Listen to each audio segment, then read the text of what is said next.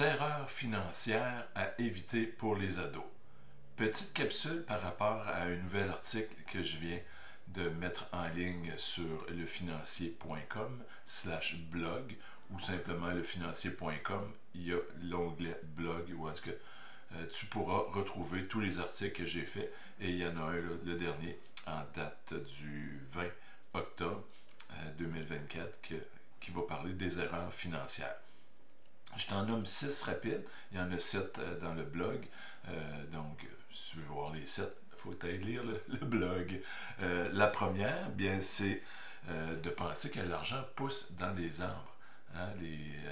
Les enfants, les ados, qui n'ont pas encore vraiment pris conscience de ce que c'est que l'argent et tout, pensent que ça tombe comme ça facilement et qui ont juste à demander à papa, à maman, « Hey, je veux ça, je l'ai », peu importe la considération du montant, c'est aussi facile que ça.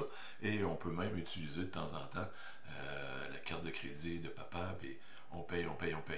Exemple rapide, ma fille commence à bien aimer prendre ma carte de crédit pour payer quand je suis avec elle, à faire le tap. Être capable de le faire automatiquement avec sa carte de débit, mais de temps en temps, celle de papa, elle aime bien ça. Donc, c'est pas ça pousse pas dans les arbres. Deuxièmement, c'est pas parce que c'est plus cher que c'est meilleur. Il y a beaucoup de marques, des fois, qui valent vraiment plus cher parce que le nom, exemple, ici j'ai un stylo de valeur, bien, je pourrais avoir un bic puis remplir un formulaire ou écrire un texte avec. Un bic coûte peut-être aujourd'hui 2$, je ne sais pas, tandis que ici, bon, c'est un cadeau que j'ai eu qui a coûté peut-être 300$. Donc, c'est pas le même prix du tout, excepté ça a la même utilité. Un est plus cher, est-ce qu'un est meilleur que l'autre? Je pense que lui a plus de qualité en tant que tel, mais pour faire le même travail d'écrire, à long terme, fait que on n'a pas les mêmes prix. Donc, un point important pour que les ados puissent penser des fois que, bon, même si j'ai pas le petit logo, que j'ai exactement le même tissu, le même genre de vêtements, ben, s'ils coûtent la moitié prix, c'est encore mieux. Troisième point, bien, commencer à faire penser aux ados qu'il faut qu'ils planifient les dépenses. Exemple, un permis de conduire, ben, ça se présente là, comme là, ma fille, dans un an, elle veut faire passer son permis de conduire, elle aura ses 16 ans, ben, elle commence à mettre des sous de côté. Elle travaille dans un restaurant, un fast-food, où est-ce qu'elle a des types, et elle met ses types de côté pour payer son permis de conduire. Donc, elle planifie à l'avance des dépenses qui sont importantes. Une petite dépense d'aller au resto une fois par mois, par semaine, par 2 semaines, bien, c'est peut-être pas tellement difficile à planifier et tout. On sait qu'on travaille X nombre d'heures par semaine et qu'on peut se payer facilement un restaurant. Mais quelque chose d'envergure, ben, il faut le planifier. Quatrième point, ben, ignorer les intérêts composés. J'en ai déjà parlé, je vais dire à outrance, mais j'en ai déjà parlé. La fameuse 8e merveille du monde que Albert Einstein parle, des intérêts composés, où est-ce que je place 1000$ aujourd'hui, et si je le place à du 7,2, je dis ça parce qu'il y a une règle qui dit que 72 divisé par le taux donne le nombre d'années que mon capital va doubler. Donc, si je place un 1000$ à du 7,2% d'intérêt, ben, dans 10 ans, ben, ça sera un 2000$. Et là, c'est juste ce premier 1000$ que j'ai épargné qui a doublé. Si j'en mets un par année, ben, on imagine que ça double et ça double et ça double.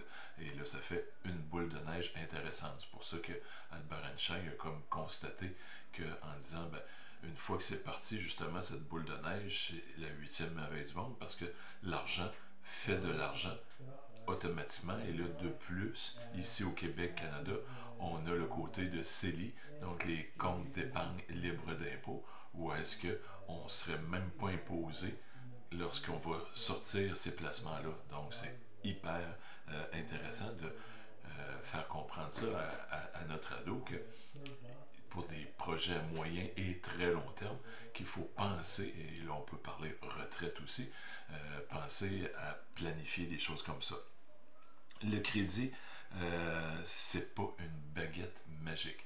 Je donne souvent l'exemple la carte de crédit, que s'il y a 2000 $ dans ton compte de banque, tu as 2000 $ sur ta carte de crédit, ben dans le premier mois, tu peux dépenser 4000 $. Dans le deuxième mois, tu gagnes un 2000 $, donc ça va remplir ton compte de banque de 2000 $, oui, excepté que là, il faut que tu rembourses la carte de crédit 2000, donc il te reste zéro. Donc, ce deuxième mois-là, ça veut dire tu peux rien dépenser en théorie. C'est vraiment, c'est de la théorie, oui, mais c'est de la pratique qui fait mal à comprendre à quelque part lorsqu'on est rendu à l'intérieur de ce concept-là des cartes de crédit, que ça semble être de l'argent facile, des baguettes magiques, je peux dépenser facilement. Ben, l'idée, c'est vraiment que l'ado doit comprendre, et par le fait même, l'adulte doit comprendre que je gagne 2000 $ par mois. Pour un ado, c'est déjà très bien, c'est 24 000 par année. Donc 2000 par mois, ben, je dois dépenser 2000 $ par mois, que ce soit directement par mon compte de banque avec ma carte de guichet ou en argent, ou avec ma carte de crédit. Il faut que le total de toutes mes dépenses du mois soit de 2000 pour que je sois capable de faire des dépenses régulières de 2000 $ par mois. Prends le temps de réécouter si tu n'as pas bien compris ce concept-là. Il est archi important. Et de là que 80% des gens qui ont des cartes de crédit ne payent pas le solde complet de l'état de compte quand ils rentrent. Pourquoi? Parce que ils ont fait justement, il y avait 2000 de plus avec carte de crédit, ils sont arrivés le mois d'après, ben, et il faut que je continue à vivre à quelque part pour un adulte qui a un appartement, qui a un véhicule à payer les déplacements, du linge, de la nourriture, un toit. Donc, c'est vital dans les finances personnelles de comprendre ce concept-là. Ce qui rentre, les entrées d'argent, il ne doit pas en sortir plus dans le mois. Je ferme la parenthèse. Et le dernier point que je veux te parler, c'est tout le monde le fait. Donc, et tout le monde a le iPhone 15 Pro. Tu as besoin de ça?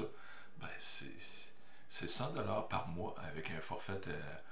Donc, un jeune, un ado qui veut avoir les 2, 3, 5 caméras dessus, les gadgets supplémentaires et tout ça, est-ce que tu as les moyens de payer ça? Si tu payes ça, oui, parce que tu n'as pas d'autres obligations en ce moment de payer un loyer, de payer la nourriture, c'est tes parents qui payent ça. Magnifique, mais à long terme, il faut que l'enfant comprenne que ça va devenir une dépense récurrente, qu'il va s'habituer à le faire, et qu'à un moment donné, il va peut-être dire oups, je suis un peu serré dans mon budget, ou je pourrais couper. Donc, mon iPhone 15, dans 2 ans, ça sera peut-être un iPhone 19 qui sera à la mode. Ben, peut-être que je vais garder mon 15 encore un petit peu. Tu comprends le principe? Mon grand garçon a encore en main le iPhone 7 que j'avais il y a 6 ans. J'ai fait comme 2 ans. Je leur ai payé un forfait à mes 3 enfants. Je suis en train de faire celui de ma fille. Non, même pas, il est fini. Donc, ça fait 6 ans. Donc, pendant 2 ans, mon grand garçon, j'ai payé le forfait avec le téléphone que moi, j'ai pris un nouveau. Lui a eu mon ancien téléphone, il a payé 2 ans.